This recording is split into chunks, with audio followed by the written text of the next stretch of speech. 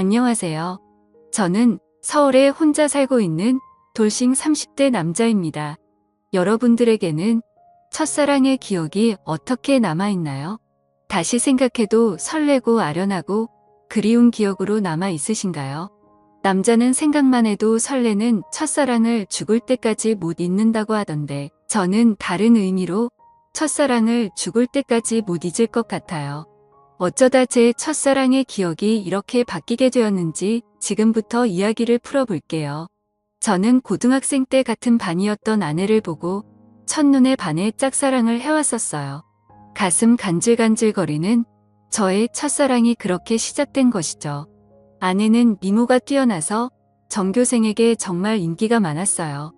여자들은 아내가 쓰는 물건들을 따라 샀었고 학교에서 인기 좀 있다는 잘생긴 애들도 아내의 뒤를 졸졸 따라다녔었어요. 하지만 저는 잘생긴 것도 아니고 그렇다고 날씬한 것도 아니라서 뒤에서만 아내를 봤었어요.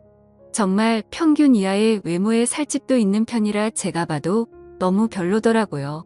늘 그렇게 뒤에서 아내를 지켜보다가 아내가 가는 대학에도 따라 들어가게 됐어요.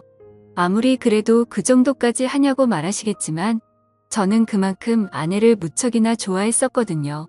제 세상은 아내에 의해 흘러간다고 볼 수 있었어요. 그렇게 대학을 가서도 혼자 속으로만 좋아하다가 대학 졸업할 때쯤 제가 용기를 내서 아내에게 고백을 했어요. 현이야, 친하지도 않은 내가 이렇게 불러내서 당황했지. 졸업하기 전엔 꼭 너한테 하고 싶은 말이 있어서 불렀어. 나 너 좋아해, 현이야. 나도 알고 있었어. 고등학생 때부터 뒤에서 계속 나만 보던데 어떻게 몰라? 다른 애들은 나랑 얘기 못해서 안달이었는데 넌 끝까지 쳐다만 보더라. 아, 알고 있었어? 다른 애들은 다 잘생기고 이쁜데 난 너무 못생겼잖아. 그래서 너한테 말을 걸 용기가 없어서 그냥 뒤에서 쳐다만 봤어. 차라리 말을 걸지 그랬어. 뒤에서 쳐다만 보면 얼마나 무서운 줄 아니? 장난이야. 오히려 다른 애들과는 다르게 특이해서 자꾸 눈길이 가더라고. 아, 그랬어? 그럼 계속 특이한 애로 남게 오늘도 말 걸지 말 걸 그랬나? 나 근데 정말 너 좋아해. 대학까지 따라올 만큼 진짜 진심으로 좋아해. 대학까지 따라온 거야. 내가 뭐라고 이렇게 좋아해 주는 거야. 나 정말 별거 아닌 사람인데. 아니야, 너만 보고 있으면 주변이 환해지고 너가 웃을 때마다 내가 행복해지는 걸. 이젠 졸업 앞두고 마지막이라고 생각하고 말한 거야. 부담 가지지 마. 대답 안 해줘도 돼. 왜? 난 대답하고 싶은데. 원래 고백은 대답 들으려고 하는 거 아닌가? 나는 좋아. 우리 한번 만나보자. 아직 어리니까 가볍게 만나보고 아니면 그때 헤어지면 되지. 저는 인생은 믿져봐야 본전이라는 생각에 당연히 찰 것이라고 예상하고 고백한 것인데 예상 밖으로 아내는 활짝 웃으면서 저를 받아주더라고요. 그렇게 저희는 얼떨결에 연애를 하게 되었어요. 남들과 똑같이 데이트도 하고 사랑을 나누었죠. 아내 주변에서는 도대체 저를 왜 만나냐고 했었는데 그냥 웃기만 하더라고요. 저는 육아 뭐든 지금 아내와 사귀고 있다는 자체가 행복해서 아무런 상관이 없었어요. 그리고 졸업을 하고 저는 운 좋게 대기업에 취업을 하게 되었어요. 아내도 대기업에 계속 이력서를 넣어보는데 서류 전형은 대부분 합격을 하는데 저보다 자격증이 많이 부족해서 그런지 최종 면접에서 항상 떨어지더라고요. 결국은 대기업은 포기하고 중소기업에 취직을 하게 되었죠. 위로가 전혀 안 되겠지만 그래도 아내에게 취직 축하한다고 맛있는 것도 사주고 아내가 평소 갖고 싶어 했던 지갑도 축하 선물로 사줬습니다. 아내는 저의 응원을 받고 힘을 내서 열심히 회사를 다녔어요. 제가 어느 정도 직급이 올라갔을 때 아내에게 결혼을 하자고 했어요. 아내는 망설임도 없이 단칼에 제 청혼을 거절하더라고요. 아직 직장이 변변치 못하다면서 자신이 당당해질 수 있을 때 결혼을 하고 싶다고 했었어요. 아무것도 없는 나랑 결혼하고 싶다고 해줘서 너무 고마운데 아직 내가 직장이 변변치 않아서 지금 결혼하기엔 너무 미안해. 그럼 내가 싫어서 거절하는 게 아니라 직장 때문에 거절하는 거야. 직장이 무슨 상관이야. 우리 둘이 잘 살면 되는 거지. 그래도 직장이 좋아야 월급도 많이 받고 우리가 걱정 없이 살 거 아니야. 너 월급에 비하면 내 월급은 너무 작잖아. 나는 내가 내 앞에서 당당해질 수 있을 때 결혼하고 싶어. 그래도 너가 안 버는 것보단 낫지. 우리 둘이 같이 벌면 괜찮아. 그리고 나 혼자 벌어도 너 하나쯤은 먹여 살릴 수 있어. 아내가 저보다 못한 직장에 다닌다고 스트레스 받는 것 같아서 괜찮다고 다독여줬어요. 아내는 제가 대기업에 다니니까 확실히 제 월급이 자신 월급보다 많다는 것을 알았지만 정확히 얼마나 되는지 모르는 상태였거든요. 그래서 저는 아내에게 이 정도의 월급을 받고 있으니 결혼해도 문제가 없다고 설득했죠. 제가 자신보다 2배 넘게 받는다는 것을 듣고 놀라더니 고민을 하는 것 같더라고요.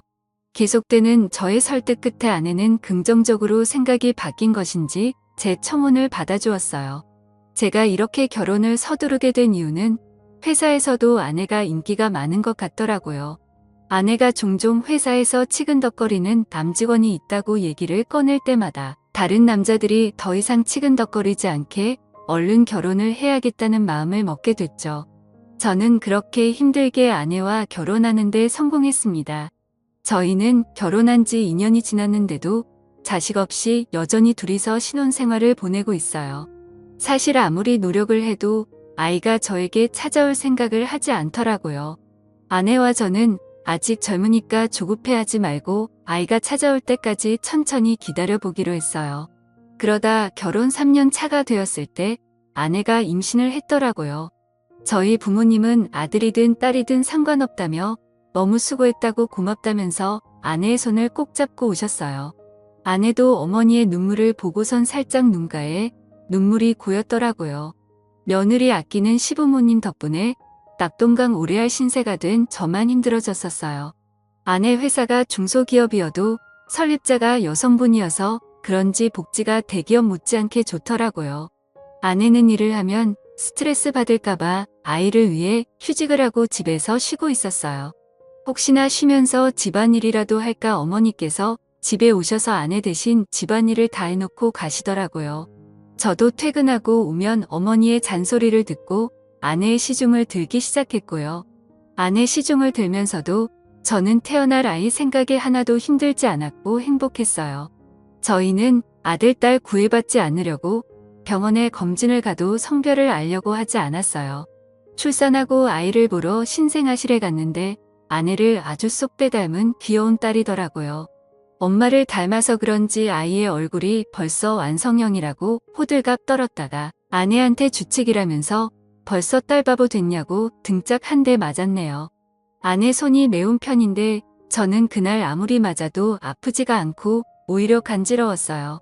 이래서 다들 딸 낳으면 딸바보가 되는 건가 보다 싶더라고요. 딸이 태어난 지 이제 1년이 넘어가기 시작했을 때 저는 집 앞에서 충격적인 장면을 목격하게 됐습니다. 제가 직급이 올라가면서 회의다 뭐다 여기저기 불려다니다 보니 정시 퇴근하는 아내가 항상 저보다 먼저 집에 와 있었어요. 그런데 제가 몸이 안 좋은 것 같아서 회의에 참석하지 못하고 집에 바로 온 적이 있었어요. 차를 주차하고 내리려고 가방을 챙기는데 어떤 차에서 내리는 아내가 보이더라고요. 아내는 운전면허가 없어서 항상 제가 데려다 주거나 대중교통을 이용해서 출퇴근을 했었거든요. 저는 처음엔 동료가 데려다 준 거라고 생각하고 신경을 쓰지 않으려고 했었어요. 그런데 아내가 집에 들어가려고 할 때 남자가 차에서 내리더니 아쉽다는 듯 아내의 손을 잡더라고요. 저는 내리려고 손잡이에 올린 손을 떼고 그 모습을 어처구니 없이 쳐다보고 있었어요. 아내는 남자를 보면서 웃고 있고 남자는 잡은 손을 앙탈 부리듯이 흔들고 난리도 아니더라고요. 다른 사람이 보면 그 둘이 부부인 줄 알겠더라고요. 하필이면 제 차가 입구 정면에 주차하고 있어서 제 블랙박스에 그 장면이 그대로 다 찍혔었어요. 저는 차 안에서 나오지 않고 아내가 들어간 후에도 그 장면만 계속 돌려보고 있었어요. 잘못 생각한 거라고 현실을 부정하려 했지만 보면 볼수록 외도가 맞는 것 같아서 화가 나더라고요.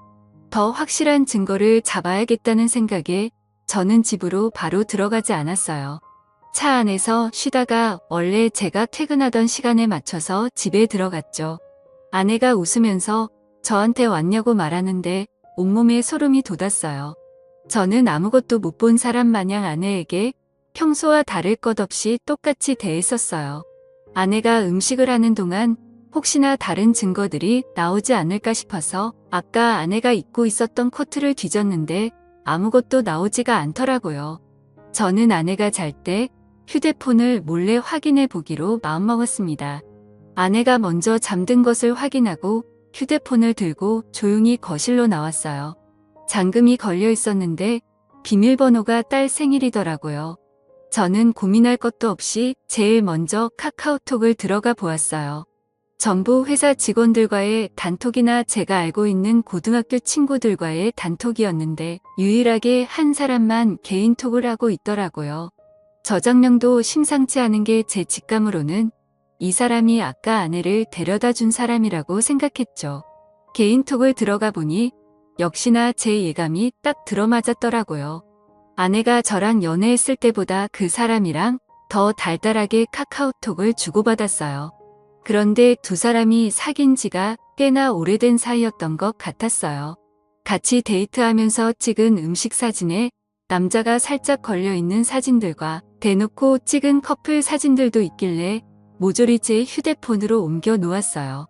그리고 다음 날 아침밥을 먹으면서 아무렇지 않은 표정으로 평소 대화하듯 아내에게 이혼 서류를 준비하라고 했어요.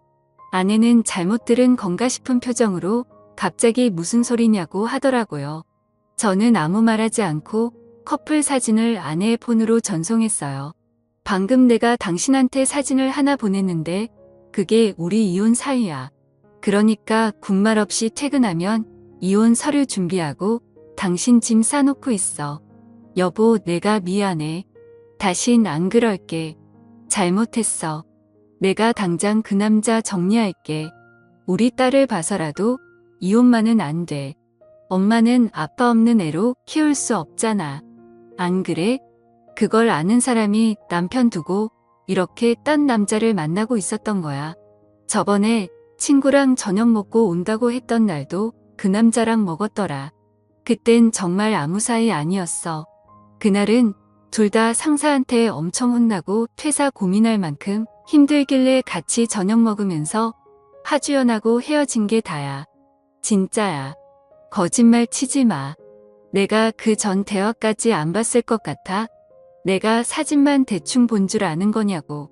대화 내용까지 다 봤는데 왜 거짓말 치는 거야? 나도 모르겠어. 이렇게 거짓말해서라도 당신 잡고 싶었나 봐. 내가 잘못했어. 나를 욕해도 좋아. 그런데 이혼만은 절대 안 돼, 여보. 그래? 그럼 지금 그놈이랑 당장 헤어져. 그렇지 않으면 난 무슨 짓 할지 몰라. 당신 회사에 불륜 증거 다 뿌리고 이혼할 수도 있어. 아내는 회사에 불륜 사실을 알리겠다고 하니 당장 그 남자에게 전화해서 이별을 통보하더라고요. 그리고 며칠 뒤 아내한테 들은 얘기인데 아내와 헤어지고 그 남자는 이직을 했다더라고요. 아내로 이직했는지는 모르고 남자가 휴대폰 번호를 바꿔버려서 만약에 다시 만나고 싶다고 한들 만날 수 없는 상황이라고 확실히 관계가 끝났다는 것을 말해줬어요. 저는 제가 있는 앞에서 이별을 통보했던 아내라 저 말을 의심조차 하지 않고 믿었던 것 같아요. 조금이라도 의심해보고 제가 직접 알아봤어야 할 내용이었는데 말이에요. 그리고 저희는 다시 예전 신혼 때처럼 관계 회복에 성공했어요. 아내가 미안했는지 그 사건 이후로 제게 과하다시피 너무 잘해주더라고요. 그 행동도 의심해 봤어야 했는데 말이에요. 그 사이에 귀여운 딸이 저희에게 한 번 더 찾아왔어요. 이번에도 아내를 쏙 빼닮아 너무 이쁘더라고요. 어쩜 두 딸 모두 좋은 유전자만 받고 태어난 건지 눈에 넣어도 안 아플 지경이었어요. 제가 한동안 딸 보는 재미가 얼마나 쏠쏠했는지 몰라요. 주위 사람들한테 요즘 딸 보는 맛에 산다고 말하고 다닐 정도였어요. 요즘은 아들보다 딸이 더 좋다고 하던데 딸들을 보고 있으니 왜 그런 말을 하는지 알 것 같았어요. 어찌나 애교도 많고 저를 보고 방긋방긋 잘 웃던지 나중에 커서 딸이 결혼한다고 하면 정말 대성통곡할 것 같았어요. 저는 영원히 제 딸들을 옆에 끼고 살 수 있을 줄만 알았어요. 그날만 아니었다면 말이죠. 제가 중요한 프로젝트를 맡고 있어서 잠을 제대로 못 잔 적이 있었어요. 평일엔 프로젝트 때문에 주말엔 딸들 보느라 피로가 누적이 되었던지 그날은 정말 낮잠을 안 자면 제가 과로사할 수도 있겠다는 생각이 들더라고요. 웬만하면 아이들을 봐주려고 했는데 도저히 못 버티겠어서 정말 오랜만에 주말에 잠시 낮잠을 잤었어요. 그러다 중간에 목이 너무 말라서 잠에서 깨버렸어요. 거실에서 아내가 통화를 하는지 문틈 사이로 아내 목소리가 어렴풋이 들리더라고요. 스피커폰으로 해놓은 건지 간간히 다른 사람 목소리도 들렸었어요. 저는 목이 말라서 아플 지경이길래 물을 마시려고 손잡이에 손을 올렸는데 아내가 하는 말에 문을 열지 못하고 그 자리에서 굳어버렸어요. 오늘 남편 얼굴 보는데 날이 가면 갈수록 더 못생겨지더라. 살만 디룩디룩 쪄서 진짜 얼굴 맞대고 밥 먹기 힘들어. 같은 공간에 있기도 싫어. 그러니까 내가 계속 이혼하라고 했잖아. 언제 이혼할 건데? 이대로 살 생각이야. 도대체 언제까지 이러고 있을 건데? 나 이제 당신 남편이 불쌍해 보일 지경이야. 아니 뭐 아직 애들도 어리고 내 월급으로 애들 키우는 건 힘들잖아. 그렇다고 당신 월급도 많은 게 아니니까 조금만 더 있다가 하려고. 이혼할 생각이 있긴 한 거야. 내가 봤을 땐 당신 남편이 가진 돈 때문에 이혼 안 할 것 같아. 말로만 이혼할 거라고 하고 계속 이런 식이면 나 당신 남편한테 다 말할 거야. 아, 좀 기다려보라고 했잖아. 왜 이렇게 보채는 거야? 매력 떨어지게. 우리 딸 부족함 없이 키워야 하지 않겠어? 그러니까 조금만 참아. 그건 그렇긴 한데 나도 애기들 보고 싶단 말이야.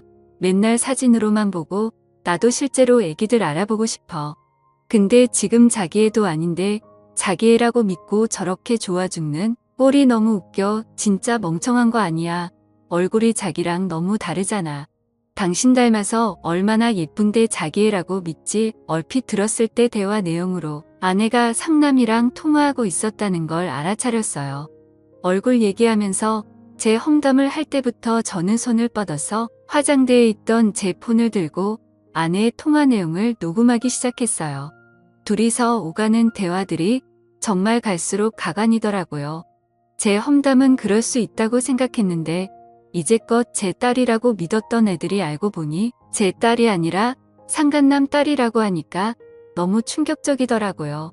저는 들고 있던 폰을 바닥에 떨어뜨렸고 그 소리에 아내가 놀란 듯이 황급히 전화를 끊더니 방문을 열고 불을 켜더라고요.